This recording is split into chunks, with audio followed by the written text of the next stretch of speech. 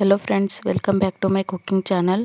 ಇವತ್ತು ನಾವು ಕೇಸರಿ ಬಾತನ್ನು ಮಾಡುತ್ತಿದ್ದೇವೆ. ಅದಕ್ಕೆ ಬೇಕಾಗಿರೋ ಸಾಮಗ್ರಿಗಳು ರವೆ, ಸಕ್ಕರೆ ಎರಡು ಒಂದೊಂದು ಕಪ್, ಹಾಗೆ ಸ್ವಲ್ಪ ಡ್ರೈ ಫ್ರೂಟ್ಸ್, ತುಪ್ಪ ಮತ್ತು ಏಲಕ್ಕಿ ಪುಡಿ ಮತ್ತು ಫುಡ್ ಕಲರ್. ನಾವು ಈಗ ಬಾಣಲೆ ಇಟ್ಕೊತಿದ್ವಿ. ಅದರಲ್ಲಿ ರವೆ ಹಾಕಿ ರವೆ 1 ಕಪ್ ರವೆಯನ್ನು ತೆಗೆದುಕೊಂಡಿದ್ದೇವೆ. ಅದಕ್ಕೆ ಒಂದು 2-3 ಚಮಚ ತುಪ್ಪ ಹಾಕಿ ಚೆನ್ನಾಗಿ ಹುರಿದುಕೊಳ್ಳಬೇಕು. ರವೆಯನ್ನು ಚೆನ್ನಾಗಿ ಕೆಂಪಾಗಿ ಹುರಿದುಕೊಂಡರೆ ಕೇಸರಿಬಾತ್ ತಿನ್ನಲು ಸ್ವಾದಿಷ್ಟಕರವಾಗಿರುತ್ತದೆ. ಅದಕ್ಕಾಗಿಯೇ ರವೆಯನ್ನು ಚೆನ್ನಾಗಿ ಹುರ್ಕೊಳ್ಳಬೇಕು.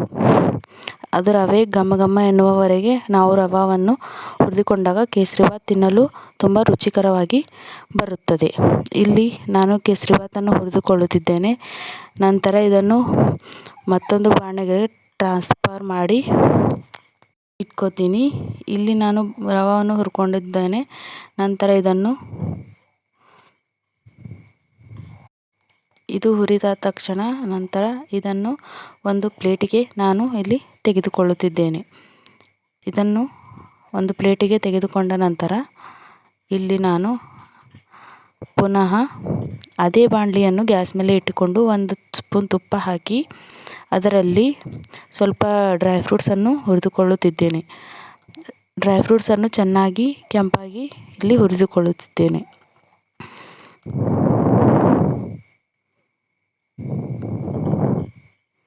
ಡ್ರೈ ಫ್ರೂಟ್ಸ್ಗಳು ತುಂಬ ಚೆನ್ನಾಗಿ ಕೆಂಪಾಗಿ ಹುರಿದರೆ ಅದು ಬಾಯಲ್ಲಿ ಬಂದಾಗ ತುಂಬ ಟೇಸ್ಟಿಯಾಗಿ ನಮಗೆ ಸಿಗುತ್ತವೆ. ಅದರಿಂದ ಅವನ್ನು ಸ್ವಲ್ಪ ಕೆಂಪಾಗಿ ಹುರಿದುಕೊಳ್ಳಬೇಕು. ಇಲ್ಲಿ ನಾನು ಅವುಗಳನ್ನು ಚೆನ್ನಾಗಿ ತುಪ್ಪದಲ್ಲಿ ರೋಸ್ಟ್ ಮಾಡಿಕೊಳ್ಳುತ್ತಿದ್ದೇನೆ. ನಂತರ ಇವನ್ನು ಒಂದು ಸೈಡ್ಗೆ ತೆಗೆದುಕೊಂಡು ಇಟ್ಟುಕೊಂಡು ಅದೇ ಬಾಣಲೆಗೆ 4 ಕಪ್ 1 ಕಪ್ ರವೆ ತೆಗೆದುಕೊಂಡಿದ್ದೇವಲ್ಲ, ಅದಕ್ಕೆ 4 ಕಪ್ ನೀರನ್ನು ಸೇರಿಸ್ಕೊತಾ ಇದ್ದೀನಿ.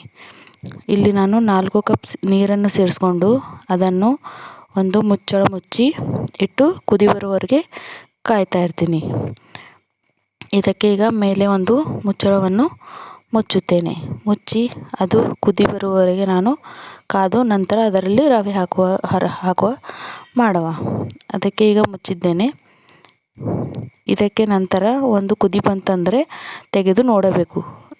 ನೀರು ಕುದಿಯುವಾಗ ಅದರಲ್ಲಿ ಸ್ವಲ್ಪ ಸ್ವಲ್ಪವಾಗಿ ನಾವು ರವೆ ಹಾಕಿಕೊಂಡು ಕಲಸಬೇಕು.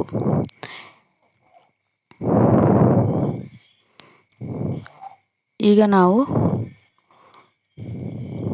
ರವೆಯನ್ನು ಇದರಲ್ಲಿ ಹಾಕಿಕೊಳ್ಳೋಣ. ಅದಕ್ಕಿಂತ ಮುಂಚೆ ಸ್ವಲ್ಪ ಫುಡ್ ಕಲರನ್ನು ಸೇರಿಸ್ಕೊಳ್ತಾ ಇದ್ದೀನಿ. ಏಕೆಂದರೆ ಫುಡ್ ಕಲರಿಂದ ಕಲರ್ ತುಂಬ ಚೆನ್ನಾಗಿ ಬರುತ್ತದೆ. ಕೇಸರಿಬಾತ್ ನೋಡಲು ಚೆನ್ನಾಗಿದ್ದರೆ ತಿನ್ನಲು ಚೆನ್ನಾಗಿ ಅನಿಸುತ್ತದೆ. ಕಲರ್ ಇಲ್ಲದ ಕೇಸರಿಬಾತ್ ತಿನ್ನಲು ಅಷ್ಟು ತಿನ್ನಬೇಕು ಅಂತ ಅನಿಸಲ್ಲ. ಅದಕ್ಕಾಗಿ ನಾನು ರವೆಯನ್ನು ಹಾಕುತ್ತಿದ್ದೇನೆ. ಈಗ ಸ್ವಲ್ಪ ಸ್ವಲ್ಪ ರವೆ ಗಂಟಾಗದಂತೆ ಕಲಿಸಿಕೊಳ್ಳುತ್ತಾ ಹಾಕಬೇಕು. ಇಲ್ಲಿ ಚೂರು ಗಂಟಾಗುತ್ತಿಲ್ಲ ನೋಡಿ. ಹಾಗೆ ನೀವು ಸ್ವಲ್ಪ ಸ್ವಲ್ಪ ರವೆಯನ್ನು ಒಳಗೆ ಹಾಕಿಕೊಳ್ಳಬೇಕು. ಸ್ವಲ್ಪ ಸ್ವಲ್ಪ ಹಾಕಿ ಚೆನ್ನಾಗಿ ಅಲುಗಾಡಿಸುತ್ತಾ ಒಳಗೆ ಗಂಟಾಗದಂತೆ ನೋಡಿಕೊಳ್ಳಬೇಕು. ಇದು ಸ್ವಲ್ಪ ಹಾಗೆಯೇ ನೀರಿನಲ್ಲಿ ಕುದಿಕೊಳ್ಳಬೇಕು. ನಂತರ ನಾವು ಇದಕ್ಕೆ ಸಕ್ಕರೆಯನ್ನು ಸೇರಿಸ್ಕೊಳ್ಬೇಕು. ಈಗ ಸ್ವಲ್ಪ ಅದು ಕುದಿಯಲಿ.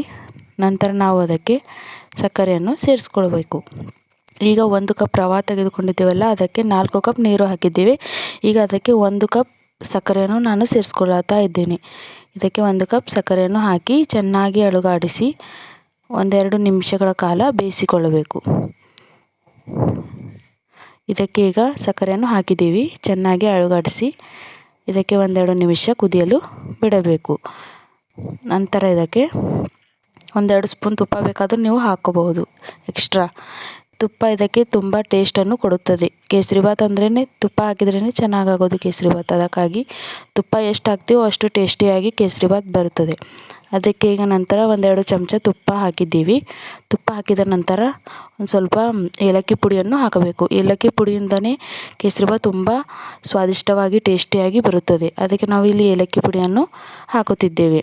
ನಂತರ ಇದನ್ನು ಚೆನ್ನಾಗಿ ಅಲುಗಾಡಿಸಿ 1 ನಿಮಿಷ ಕುದಿಯಲು ಬಿಡಬೇಕು.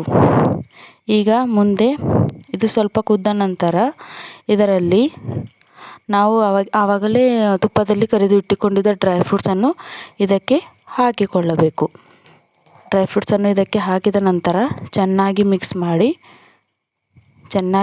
ಮಾಡಿ ಸರ್ವ್ ಮಾಡಿದರೆ ಆಯಿತು.